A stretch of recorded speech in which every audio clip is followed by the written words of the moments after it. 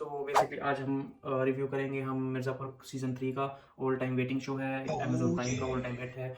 मतलब जिसकी वजह से हमने अमेज़न प्राइम पे शिफ्ट हुए थे, वो एक सीज़न ये है। उसके लिए हमने मेंबरशिप ली थी और अब दोबारा इसके लिए ही मेंबरशिप लेंगे। So let's get started. So season 2 में इसके एंड में ये दिखा दिया जाता है कि मुन्ना भैया को 5 गोलियाँ लग चुकी हैं। मतलब शायद वो मर ही चुके हैं, पक्का है। बट वो एक स्लोगन है ना कि मैं मरूंगा नहीं, मैं मर हूँ। उसकी वजह से फैंस को आशा थी कि कुछ ना कुछ बॉलीवुड है, कैसे ना कैसे इनको रिवाइव कर दिया जाएगा।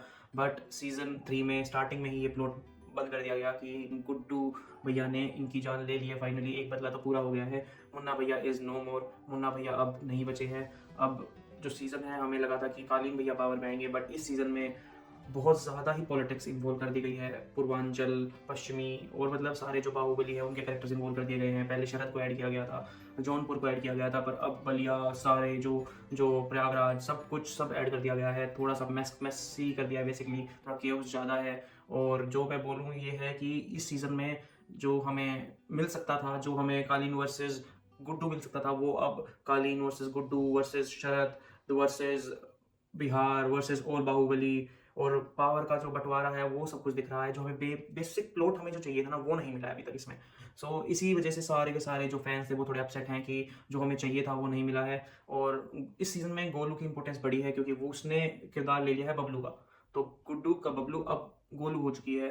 और कालीन भैया का भी देखा जाए तो इसमें इतना रोल नहीं था। मतलब इस सीज़न में कैमियो कह सकते हो, बार-बार कैमियो कर रहे थे, बट इतना रोल नहीं था। बल्कि शरद का रोल बहुत ज़्यादा था और बिहार का भी रोल बहुत ज़्यादा था। अब जो छोटे हैं वो बहुत, उसने एक तरीके से बिहार की कमांड पकड़ रखी है और अब वो भी पूर्वांचल की तरफ बढ़ रहा है। और वहीं पे जो पश्चिमी है और पूर्वांचल है, उनमें पावर का डिवीजन, कंट्रोल वगैरह सब ये भी दिखाया गया है। सो इस सीज़न में मतलब जो स्टोरी को फ़ॉलो अप करना चाहता है वो तो देख सकता है। बट जिसको वो जो क्रेज़ीनेस है, वो जो गुड्डू भैया, बबलू भैया, ये जो जो भोकाल वो था ना, अगर वो देखना है ना, तो मैं ये रिकमेंड नहीं करूँगा। बल्कि मैं ये रिकमेंड करूँगा जब सीज़न 4 आए, क्योंकि सीज़न 4 ज़रूर आएगा। तो आप उस टाइम इसको देखिए सीज़न 3 को, और 4 को लगातार देखिए, ताकि आपको एक निराशा नहीं होगी। क्योंकि मैंने जब देखा ना, तो मेरे को एंडिंग इतनी अच्छी नहीं लगी कि इसको वो जो मिर्ज़ापुर जिसके लिए हम इसके फ़ैन थे, वो हमें मिल पाया।